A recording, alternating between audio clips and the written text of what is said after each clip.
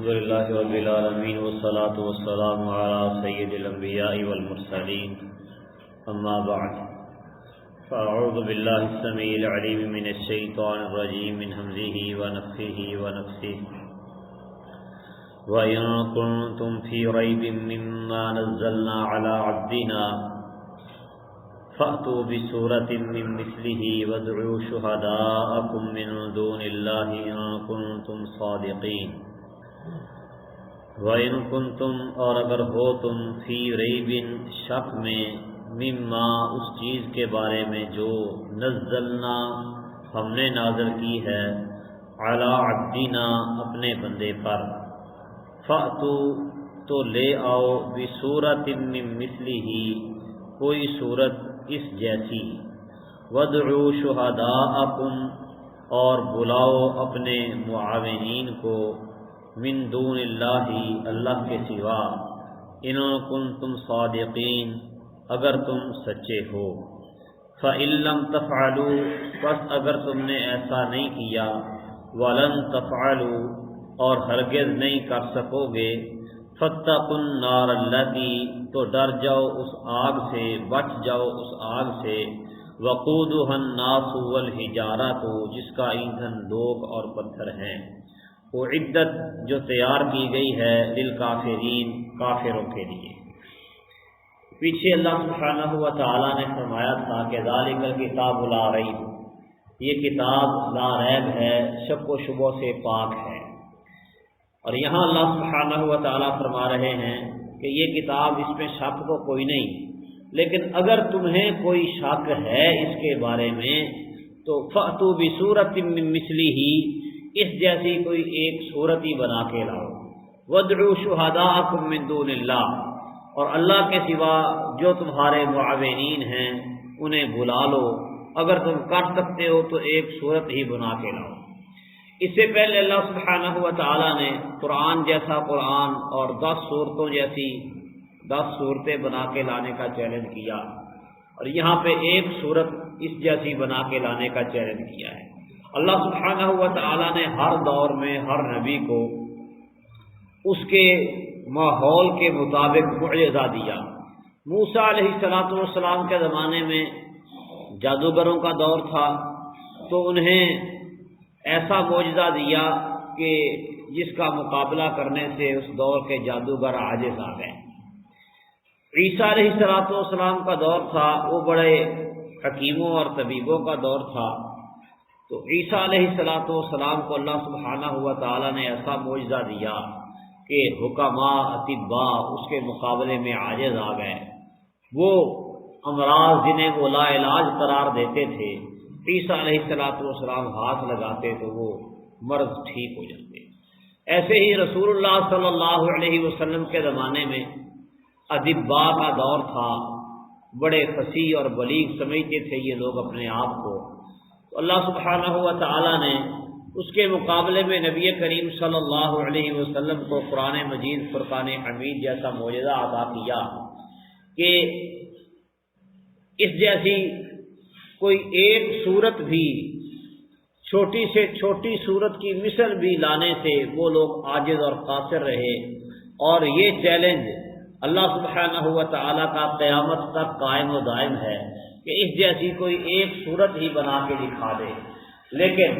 یہ لوگ اس جیسی ایک بھی صورت بنا کے لانے سے ہمیشہ قاصر رہے اور قاصر ہی رہیں گے۔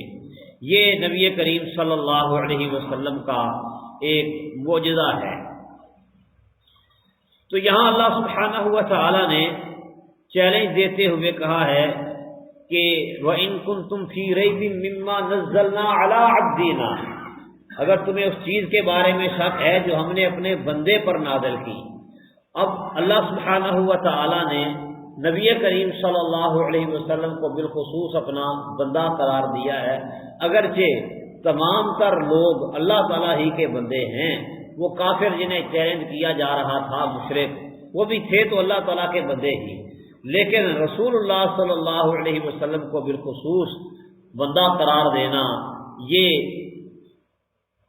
خاص فضل اور شرف کی وجہ سے تھا۔ جیسے صالح علیہ السلام کی اونٹنی کو اللہ سبحانہ و تعالی نے ناقۃ اللہ کہا اور اسی طرح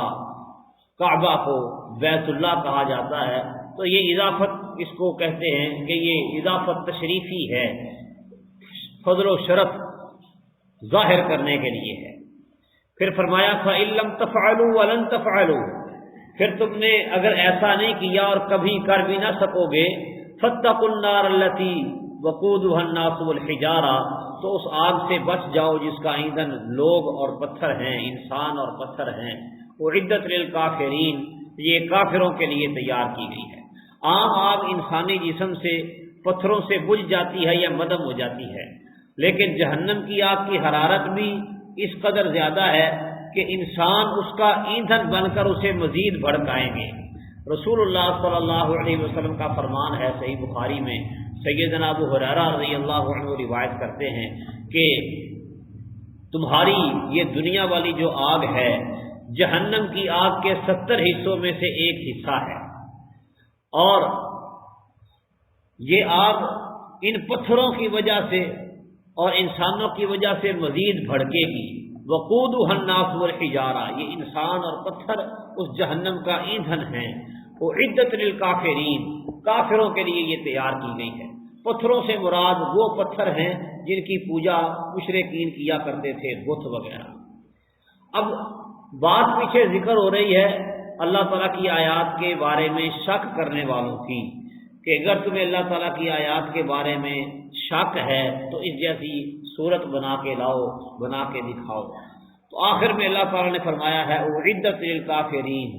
اس آگ سے ڈر جاؤ، بچ جاؤ جو کافروں کے لیے تیار کی گئی ہے۔ یہ اشارہ کیا ہے اس بات کی طرف کہ اللہ تعالیٰ کی آیات میں شک کرنا کفر ہے، اللہ تعالیٰ کی آیتوں کے بارے میں شک کرنے والے وہ کافر ہیں، اور جو شک کرتا ہے اللہ تعالیٰ کی آیات میں وہ جہنم کے اندر داخل ہوگا۔ کوئی مومن اس میں جائے گا تو کسی کفر کے ارتکاب کی وجہ سے ہی جائے گا، اگرچہ وہ ہمیشہ نہیں رہے گا مومن، لیکن وہ جائے گا کسی نہ کسی کفر کے ارتکاب کی وجہ سے، کفر اصغر کے ارتکاب کی وجہ سے، جو بڑا کفر نہیں، لیکن چونکہ اس کے اندر ایمان موجود ہوگا، بالآخر وہ اپنا سزا بھگتنے کے بعد جہنم سے باہر نکل آئے گا۔ قرآن مجید کا صریح طور پر انکار کرنا یہ واضح بڑا کفر ہے، اور قرآن مجید کے احکامات میں سے بعض احکامات کا عملاً انکار کر دینا، ان کو